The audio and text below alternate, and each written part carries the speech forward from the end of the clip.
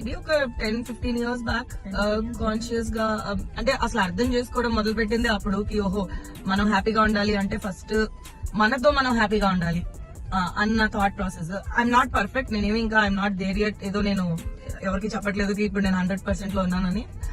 Bad days వస్తాయి, కాకపోతే ఆ మెథడ్స్, టెక్నిక్స్, టూల్స్ కొన్ని బిల్డ్ చేసుకున్నాను. ఓకే, నీతో నువ్వు కంటెంట్ గా ఉంటావు అనేది ఇంపార్టెంట్ అని రియలైజ్ చేసుకున్నావు.